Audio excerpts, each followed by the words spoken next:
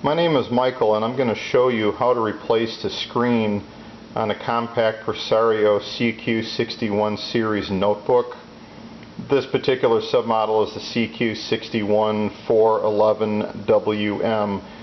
Some sub-series notebooks came with the CCFL backlit screens, and in case you're not familiar with that term, that means cold cathode fluorescent light. It was just a little tiny fluorescent bulb that lit the screen up from the edge. This one has a bad backlight, so rather than replace it with a costlier CCFL backlit screen, I'm going to replace it with an LED backlit screen. And that's going to require a different video cable, and I'll show you that shortly. As a matter of fact, you might want to get a pen and paper handy because I'm going to give you a couple of notes at the bottom of the screen. The replacement is a lot easier if you remove the top cover of the computer. And if you haven't worked on notebooks before, they're pretty straightforward. You'll have to remove some screws from the bottom so you can remove some top pieces. First thing you should get if you don't have it is the service manual. I'm showing you the part number to search at the bottom of the screen. It's freely available from HP Compaq. But what you're going to do is you're going to turn the computer over, you're going to remove some screws so you can remove the keyboard, and then you're going to remove additional screws so you can remove the keyboard cover, which is just the black piece. So the first thing to do is just turn the computer over, remove the battery, and then use a small Phillips screwdriver to remove the two bottom covers. So you've got a single screw here, and then this cover has two screws here and two more on the side. There are 5 screws to remove for the keyboard, and these have a little keyboard logo next to them. So here's 1, 2, 3, 4, and 5. The other thing you'll want to do at this point as well is disconnect the wires for the Wi-Fi antenna. Now you can just turn it over and open up the cover.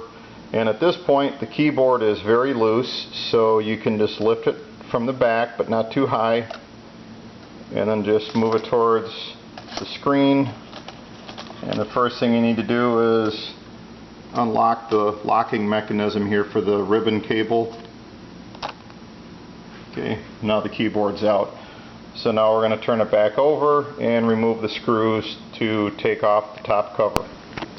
Next, you're going to remove 6 screws, and these holes are actually marked with a little triangular arrow. So you have 1, 2, 3, 4, 5, and 6. It's a little hard to see behind the camera.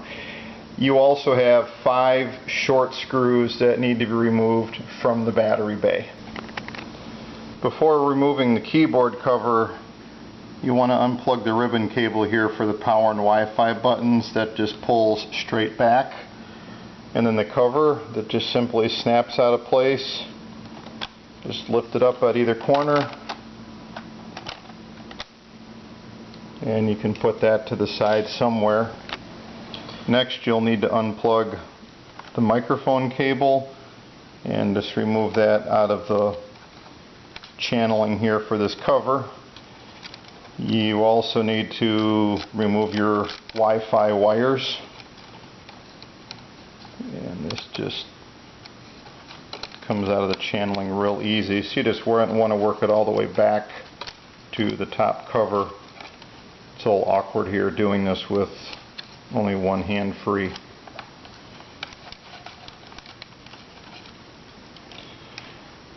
Then you need to unplug the video cable, and that just has a little tab right around the cable you can lift straight out.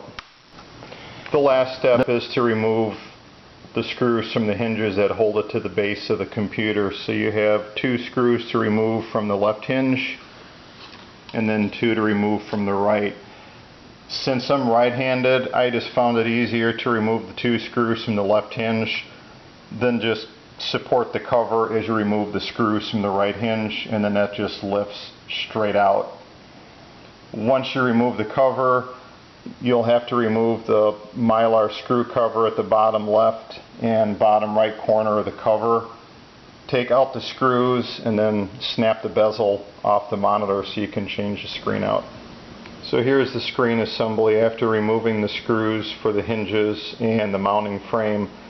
So at the bottom here, which was already removed, this is the inverter. It's held in place with adhesive tape. I've already removed it. And then now what I can do is just grab the back corner here and lift out the screen just to show you what you have on the back. Here's the connector for the webcam models, which this one doesn't have. So now what I'm ready to do is set up the new screen, and so what I will need to do is I'm going to reuse these brackets, and there's just a screw at the bottom and the top you can remove to attach to the new display panel. To use an LED backlit screen, you have to use a different video cable, and this is the one I obtained off the internet. I'm displaying the manufacturer and the part number at the bottom of the screen. So here's the connector that plugs in the back of the screen and the adhesive tape to hold it in place, and the connector for the webcam models. What's important to understand is the length of this cable right here is only about 5 inches long. So when you order a screen, make sure you specify one with a bottom right connector. This particular supplier only has screens with bottom left connectors, so when I received it, they had an extension in place so I can go ahead and use the cable. So what I'm going to do is I'm just going to go ahead and move the mounting hardware from the old screen to this one and get my cables in place. Cables are in place, so now it's ready to go back in the top cover. Here's the new screen mounted to the top cover. You can tell by the picture that I have a matte finish screen instead of a glossy one. That's just my preference because of the lighting conditions I use my notebook computer in. One very important note regarding the mounting rails for the screen: if you take a look, you want to make sure that you have a flat edge facing up. If you reverse the rails, the screen will not mount properly. So if you have a straight edge sticking up instead of a flat edge, you just want to get the rails switched around. And then the cables for the video, Wi-Fi, and microphone, those just go underneath the hinge before you mount the hinges. The video cable, that's just laying freely. That's not tucked behind anything to hold it in place. But the wires for the antenna and microphone are still routed in their little channeling. I'm going to do a quick test just to make sure everything works before I put it all back together. So the top cover is attached with just one screw in each hinge. The video cable is hooked up, and in order to power up the computer, you're going to need the top cover so you can plug the ribbon cable back into the motherboard. And so now I can just hit the power button here, and we're good. So once it finishes booting up, I'll just power it back down, and then I'm just going to remove the top cover, put the bezel and the two screws back in place, and then just put everything back together in the reverse order of taking it apart. I hope this video helped you out a great deal. Hopefully I saved somebody a few dollars along the way going with an LED screen over the CCFL. Thanks for watching.